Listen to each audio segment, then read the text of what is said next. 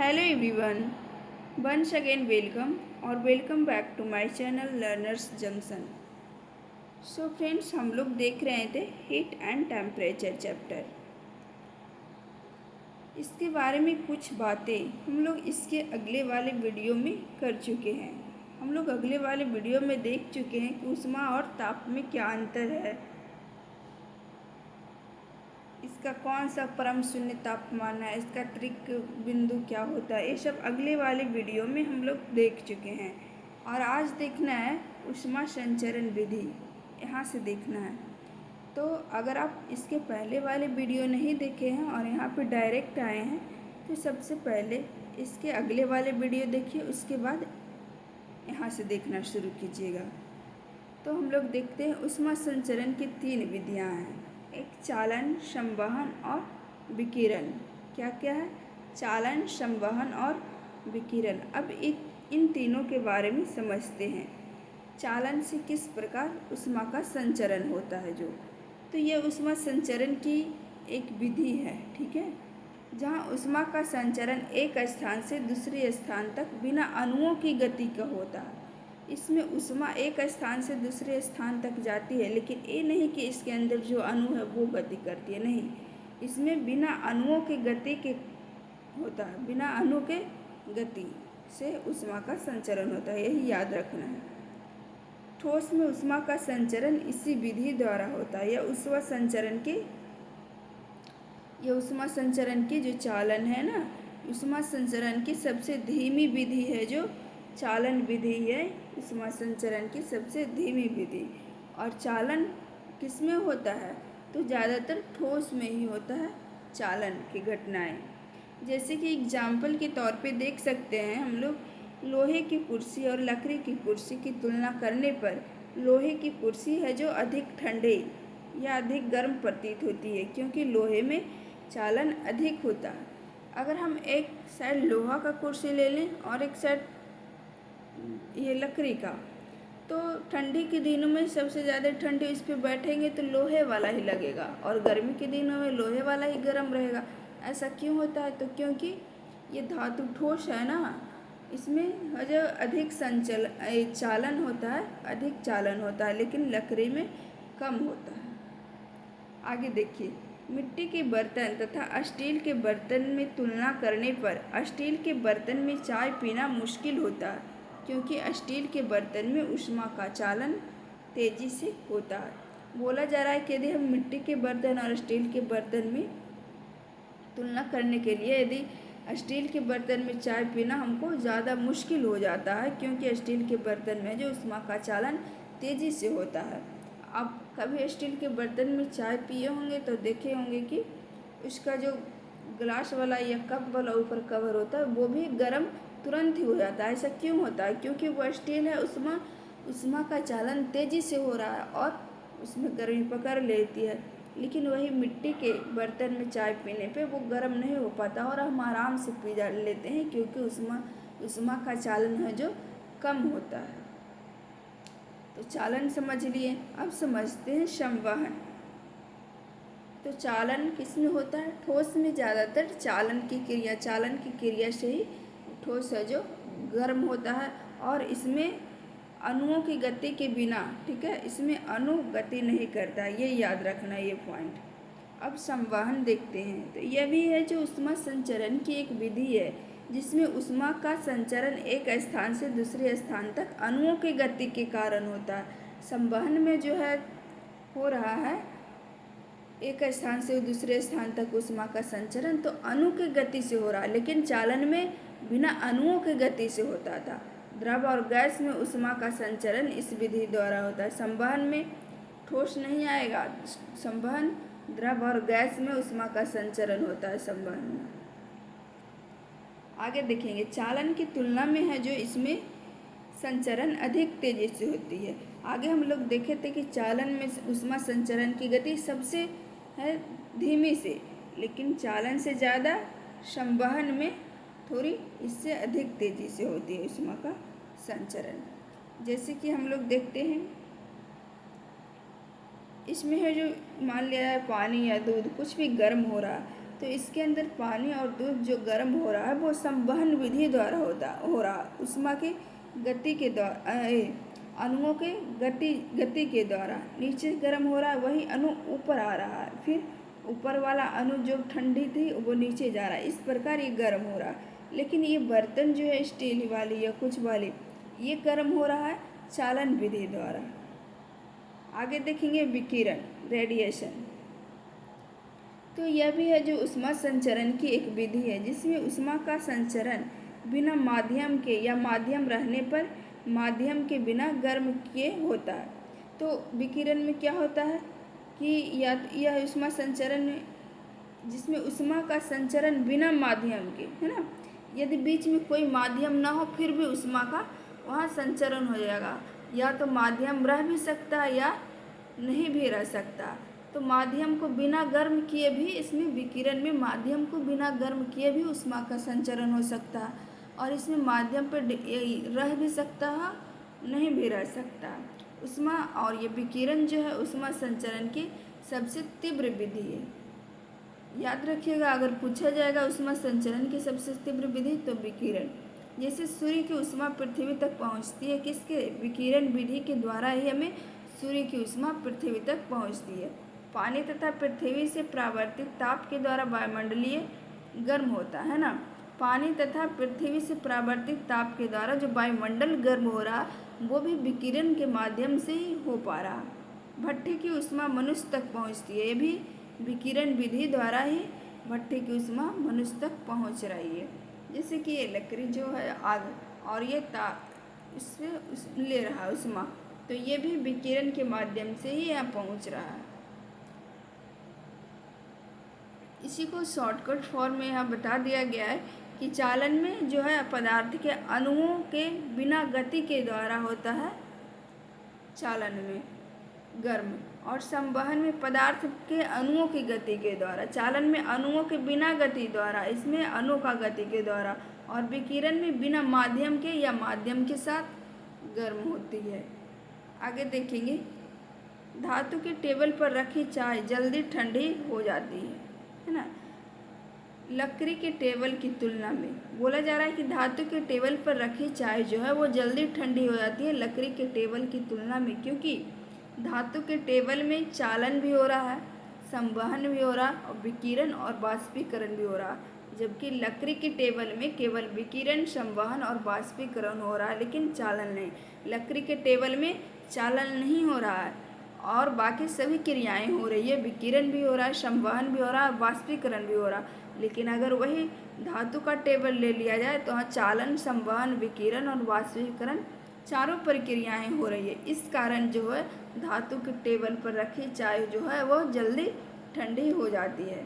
यहाँ देख सकते हैं, ये पिक्चर के द्वारा समझाया गया। ये धातु का टेबल है और ये लकड़ी का टेबल है, और इस बर्तन में चाय रखा गया है या दूध, गर्म दूध, कुछ भी हो सकता है। तो ये जो बर्तन है स्टील का या लोहे का, उसमें चालन भी हो रहा है, लेकिन इसमें चालन नहीं हो रहा। बाष्पीकरण, संवहन और विकिरण ये दोनों में हो रहा है, लेकिन इसमें धातु वाले में चालन हो रहा है, लेकिन लकड़ी वाले में चालन नहीं हो रहा है। तो इस कारण जो है धातु वाले में रखी चाय जो है वो जल्दी ठंडी हो जाती है, क्योंकि इसको ठंडी करने में इसका धातु भी योगदान करता है, और लकड़ी में चालन नहीं हो रहा है तो इसका, लकड़ी का कोई योगदान नहीं है।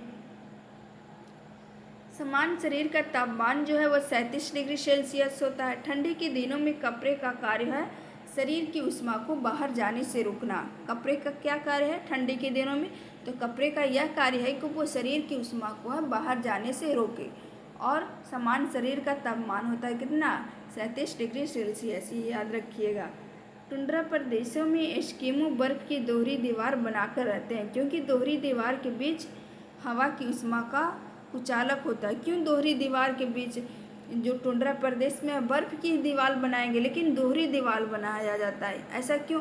क्योंकि अगर दोहरी दीवार बनाया जाता है तो बीच में जो हवा फंसेगी, तो हवा होता है ऊष्मा का कुचालक, है ना, जिसके कारण वो गर्मी बरकरार रखेगी। अब जानते हैं न्यूटन का शीतलन नियम। न्यूटन का शीतलन नियम क्या है? तो बहुत अधिक गर्म से थोड़ा ठंड होने में जितना समय लगता है, थोड़ा ठंड से पूरा ठंड होने में उससे अधिक समय लगेगा। क्या बोल रहा है कि अगर कोई है ना, अगर कोई वस्तु या अगर कोई गर्म चीज़ बहुत अधिक गर्म है, जैसे कि हम लेते हैं 1 लोटा दूध बहुत अधिक गर्म करके रख देते हैं, तो बहुत अधिक गर्म से थोड़ा ठंडा होने में जितना समय लग रहा है हमको, थोड़ा ठंडा से पूरा ठंडा होने में उससे अधिक समय लगेगा। ठीक है, बहुत अधिक गर्म दूध लेते हैं क्योंकि वातावरण का तापमान उसके अनुसार है ना, बहुत अधिक गर्म हम दूध ले रहे हैं तो वातावरण का तापमान उससे काफ़ी कम है, तो काफ़ी कम है तो जल्दी से एब्जॉर्ब कर लेता है वातावरण, तो वो जल्दी ठंडा हो जाता है।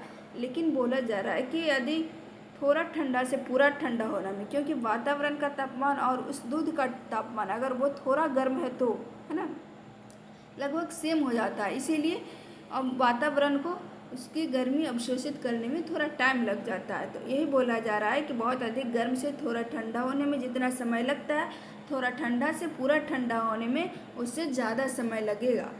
जैसे कि हम 60 डिग्री सेल्सियस से 50 डिग्री सेल्सियस होने में 5 मिनट समय लग रहा है, तो 50 डिग्री सेल्सियस से 40 डिग्री सेल्सियस होने में 5 मिनट से ज़्यादा समय लगेगा। कितना भी ज़्यादा लगेगा लेकिन ज़्यादा ज़रूर लगेगा। और इसका सूत्र होता है, न्यूटन के शीतलन नियम का सूत्र होता है Q1 minus Q2 by T बराबर K into Q1 plus Q2 by 2 minus Q0, जहाँ Q1 हो गया प्रारंभिक तापमान, Q1 प्रारंभिक तापमान हो गया, Q2 अंतिम तापमान हो गया और Q0 ये वाला हो गया वायुमंडल का तापमान कितना, जो T हो गया समय और K हो गया नियतांक कांस्टेंट। तो इसी फार्मूला से रिलेटेड एक न्यूमेरिकल दिया गया जिसको हम लोग समझेंगे। बोला गया 60 डिग्री सेल्सियस से 50 डिग्री सेल्सियस होने में अगर 5 मिनट लगता है ना, तो 50 से 40 डिग्री सेल्सियस होने में कितना समय लगेगा, तो 5 मिनट से ज़्यादा ही समय लगेगा। इतना तो कन्फर्म है कि 5 मिनट से ज़्यादा समय लगेगा, तो ऑप्शन ए नहीं होगा। तो हम लोग इसको सॉल्व करते हैं। Q1 कितना हो गया प्रारंभिक तापमान 60 डिग्री सेल्सियस, Q2 अंतिम तापमान हो गया 50 डिग्री सेल्सियस और T टाइम कितना दिया गया 5 मिनट, और वातावरण का तापमान यहाँ दिया गया है Q0 25 डिग्री सेल्सियस। तो यही था ना Q1 माइनस Q2, Q1 पे 60 आ गया, Q2 पे 50 आ गया बाई T बराबर क्या हो गया K into Q1 plus Q2, तो 60 Q1 60 हो गया, Q2 50, 60 plus 50 by 2 minus Q0 होता है, तो Q0 कितना है 25 डिग्री सेल्सियस तो है 25। अब इसको सॉल्व करने पे आ रहा है K बराबर कांस्टेंट बराबर आ रहा है K बराबर 1/15। ठीक है, अब पूछा गया है क्या कि 50 से 40 डिग्री सेल्सियस होने में कितना समय लगेगा। तो अब इसको हम 50 से 40 डिग्री सेल्सियस हो रहा है तो यहाँ पे Q1 हो जाएगा 50 और Q2 हो जाएगा 40 और T हमको निकालना है, और Q0 दिया गया 25 डिग्री सेल्सियस। ठीक है, Q0 25 और K बराबर हम निकालने हैं 1/15। यहाँ से आगे अभी निकालें ना K बराबर, तो इस फॉर्मूले पे हम सेट कर देंगे तो आ जाएगा। फार्मूला क्या होता है Q1 minus Q2 by T बराबर K into Q1 plus Q2 by 2 minus Q0। Q1 आपका दिया गया 50, Q2 40 दिया गया, T हमको निकालना है ना। K 1/15 आया था, Q1 50 दिया गया तो Q1 की जगह पे 50, Q2 की जगह पे 40/2, Q0 मेरा 25 है। इसको सॉल्व किए तो मेरा आ गया T बराबर 7.5 मिनट। कितना आया, तो इससे हम ऐसे अगर न्यूमेरिकल आते हैं तो इस तरह से बन जाएगा। अब समझते हैं ऊष्मागतिकी का शून्यमा नियम। क्या, तो ऊष्मागतिकी का शून्यमा नियम।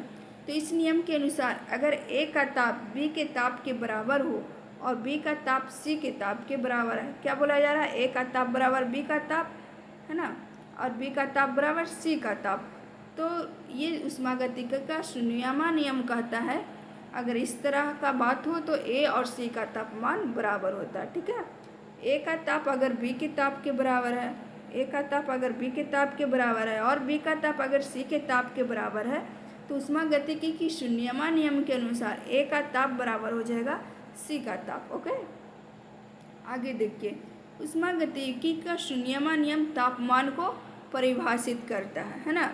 किसको परिभाषित कर रहा है, क्योंकि इससे तापमान की परिभाषा इस प्रकार मिल रही है क्योंकि A बराबर A B, B बराबर C, तो A बराबर C है ना, क्योंकि तापमान बराबर होता। तो इसको याद रखिएगा, एग्जाम में ऐसा क्वेश्चन पूछा जाता है कि अगर ऐसे दे देगा क्वेश्चन में, इस तरह से दे देगा कि ऊष्मागतिकी का शून्यवान नियम से परिभाषा मिलती है तापमान का, ऊष्मा का, है ना, इस प्रकार। तो हम लोग लगाएंगे तापमान का। अब आगे देखते हैं ऊष्मागतिकी का दो नियम है, एक पहला और दूसरा। तो ऊष्मागतिकी का पहला नियम है कि इस नियम के अनुसार किसी वस्तु को दी गई ऊष्मा, है ना, ऊष्मा को हम लोग क्यू से डिनोट करते हैं। ऊष्मागतिकी के पहला नियम के अनुसार है यह है कि किसी वस्तु को दी गई ऊष्मा, वह वस्तु या वह मशीन दो कार्य करता है ना। क्या बोल रहा है कि इस नियम के अनुसार किसी वस्तु को दी गई ऊष्मा से, है ना, वह वस्तु या वह मशीन दो कार्य करता है। पहला कार्य अपनी आंतरिक ऊर्जा में वृद्धि तथा दूसरा कार्य बाह्य कार्य करता है। क्या कार्य करता है? ये ऊष्मागतिकी का पहला नियम करता है कि इस नियम के अनुसार यदि किसी वस्तु को दी गई ऊष्मा से यदि वह वस्तु दो कार्य करता है, पहला कार्य है कि पहला कार्य अपनी आंतरिक ऊर्जा में वृद्धि कर रहा है, दूसरा बाह्य कार्य कर रहा है, तो ये ऊष्मागतिकी का पहला नियम है ना। आंतरिक कार्य को Q डेल्टा U से सूचित करेंगे और बाह्य कार्य को W से। तो दी गई ऊष्मा का क्या हो जाएगा? Q बराबर डेल्टा U प्लस W। आगे देखेंगे ऊष्मागतिकी का पहला नियम ऊर्जा संरक्षण के सिद्धांत पर आधारित है ना। इसको याद रखिएगा, ये इम्पोर्टेंट है। इस तरह की पूछ दिया जाता है, बोला जाता है कि ऊष्मागतिकी का पहला नियम किस पे आधारित है, तो ये बोलेंगे ऊर्जा संरक्षण सिद्धांत पर आधारित है। ऊष्मागतिकी का पहला नियम है ऊर्जा संरक्षण सिद्धांत पर आधारित। आगे देखिए, ऊष्मागतिकी के पहले नियम से ऊष्मा को परिभाषित मिलता है ना। ऊष्मागतिकी के पहले नियम से ऊष्मा का परिभाषा मिलता है, जबकि शून्यमान नियम से हमें तापमान को परिभाषित मिल रहा था, है ना। ऊष्मागतिकी की शून्यमान नियम से तापमान का परिभाषा मिलता है, जबकि ऊष्मागतिकी की पहला नियम से हमें किसकी परिभाषा मिलती है? ऊष्मा की। ठीक है, अब देखते हैं ऊष्मागतिकी की दूसरा नियम। तो इसको उत्क्रम ताप का नियम भी कहा जाता है। ऊष्मागतिकी की दूसरा नियम को उत्क्रम ताप का नियम भी कहते हैं। तो इस नियम के अनुसार यह है कि ऊष्मागतिकी का दूसरा नियम यह बताता है कि प्राकृतिक प्रक्रियाएं एक दिशा में होती है, ठीक है, उन्हें उल्टा नहीं किया जा सकता। और इसी नियम के अनुसार ऊष्मागतिकी की दूसरे नियम के अनुसार दो कथन दिया गया है, एक क्लॉसियस का कथन और एक केल्विन प्लांक का कथन। तो क्लॉसियस का कथन ये है कि ऐसी मशीन का निर्माण असंभव है जो चक्रीय प्रक्रम में बिना किसी बाह्य ऊर्जा स्रोत की सहायता से ऊष्मा को ठंडी वस्तु से गर्म वस्तु तक पहुंचा दे। तो क्लॉसियस का कथन ये है कि वो बोलते हैं कि ऐसी मशीन का निर्माण क्या है? असंभव है ना, नामुमकिन है, जो चक्रीय प्रक्रम में बिना किसी बाह्य ऊर्जा स्रोत की सहायता से, है ना। यानी ये बोला जा रहा है कि यदि हम बाह्य ऊर्जा स्रोत की सहायता न लेते हैं तो ऊष्मा को ठंडी वस्तु से गर्म वस्तु तक हम नहीं पहुंचा सकते। ये क्या है? पूरी तरह असंभव है। अर्थात इसको इजी वे में समझते हैं, ऊष्मा का प्रवाह निम्न ताप से उच्च ताप में नहीं हो सकता। ठीक है, क्या कि ऊष्मा का प्रवाह निम्न ताप से उच्च ताप में नहीं हो सकता। हाँ, और ये बात सच है, अगर हम बाह्य ऊर्जा स्रोत नहीं लगाएं तो निम्न से उच्च में नहीं होगा, हमेशा उच्च से निम्न में ही होगा। अगर बाह्य बल अनुपस्थित हो तो, है ना, ऊष्मा का प्रवाह हमेशा उच्च ताप से निम्न ताप में होती है। यही है ऊष्मागतिकी का दूसरा नियम।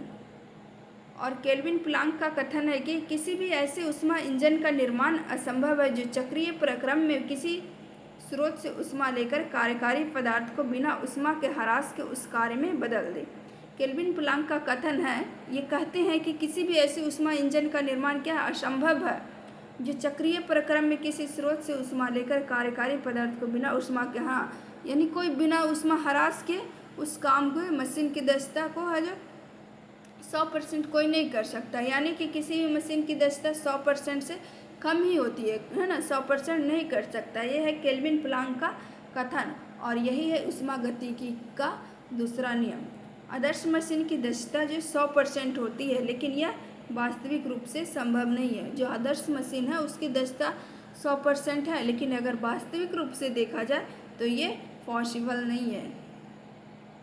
आगे ये तीनों को देखते हैं कि उष्मागतिकी की नियम है ना, उष्मागतिकी की नियम से हमें ताप की परिभाषा मिल रही थी है ना, और उष्मागतिकी की प्रथम नियम से हमें ऊर्जा संरक्षण, ये देखे थे ना हम लोग कि ऊर्जा संरक्षण सिद्धांत पर आधारित है, ठीक है। और इससे हमको उष्मा की परिभाषा भी मिल रही थी। उष्मागतिकी की पहला नियम से उष्मा की परिभाषा मिल रही थी, और उष्मागतिकी की दूसरे नियम से हमें उष्मा का प्रवाह का पता चलता है ना।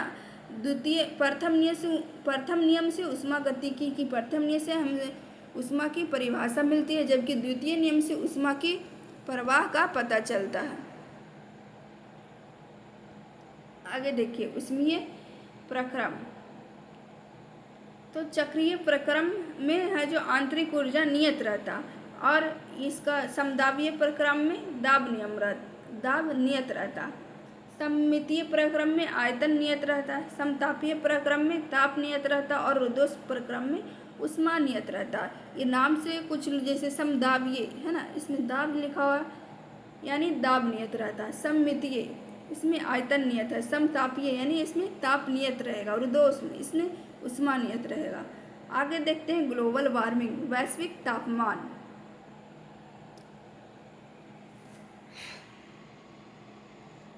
तो पृथ्वी पर तापमान का बहुत अधिक बढ़ना या धीरे धीरे बढ़ना क्या कहलाएगा, ये ग्लोबल वार्मिंग कहलाता है। ग्लोबल वार्मिंग क्या है कि पृथ्वी पर तापमान का अचानक बढ़ गया है ना, या धीरे धीरे ही पृथ्वी पर तापमान बढ़ रही है, तो ये कहलाएगा ग्लोबल वार्मिंग। ग्लोबल वार्मिंग मुख्यतः कार्बन डाइऑक्साइड गैस के कारण होता है। किसके कारण होता है ग्लोबल वार्मिंग, तो कार्बन डाइऑक्साइड गैस के कारण ग्लोबल वार्मिंग उत्पन्न होता है। आगे देखेंगे कि पृथ्वी पर सूर्य के द्वारा छोड़े गए अवरक्त किरणों को कार्बन डाइऑक्साइड आने तो देता है, लेकिन जाने नहीं देता है ना। पृथ्वी पर सूर्य के द्वारा जो अवरक्त किरणें छोड़ा जा रहा है, वो कार्बन डाइऑक्साइड पृथ्वी पर उसको आने देता है, लेकिन जाने नहीं देता, जिसके कारण पृथ्वी का तापमान है जो दिन प्रतिदिन बढ़ता जा रहा है। क्योंकि अवरक्त किरण सूर्य से तो पृथ्वी पर आ रहा है, लेकिन वो जा नहीं रहा, उसकी खपत नहीं हो पा रही है ना, तो क्या करेगी पृथ्वी पर हमारे तो तापमान ही बढ़ाएगी दिन प्रतिदिन, और ये तापमान बढ़ते जा रहा है। सूर्य से जो है दो प्रकार की किरणें निकलती है, एक अवरक्त और दूसरा परावैंगनिक किरण। परावैंगनिक किरणों को ओजोन परत द्वारा अवशोषित कर लिया जाता है। परावैंगनिक किरण को तो हमारे ओजोन परत है जो उससे हमको रक्षा कर रही है, लेकिन अवरक्त किरण है, अवरक्त किरण क्या कर रहा है, दिन प्रतिदिन ये तापमान बढ़ाते भी जा रहा है। लेकिन परावैंगनिक हम लोगों के ये दुष्कर्म के चलते है ना, हम लोग जो इतना ये चला रहे हैं एसी रेफ्रिजरेटर है ना, ज़्यादा उपयोग कर रहे हैं, इसकी वजह से ओजोन परत भी है जो नुकसान हो रहा है उसका भी। तो परावैंगनिक किरणें भी हमारे तक पहुंच रही है, ओजोन परत उतनी रक्षा नहीं कर रही, क्योंकि ओजोन परत में क्या हो गया, छिद्र हो गया, ये सब आप लोगों को पता होगा। परावैंगनिक किरणों को ओजोन परत द्वारा अवशोषित कर लिया जाता है, लेकिन अगर ओजोन परत ही न रहे तो क्या होगा, ये सब CFC के द्वारा ओजोन परत का नाश हो रहा है ना, जो AC तथा रेफ्रिजरेटर से निकलती है। चांद पर वायुमंडलीय ताप का रेंज होता है 120 से 110 डिग्री सेल्सियस। कितना होता है रेंज, तो वायुमंडलीय ताप का इतना होता है।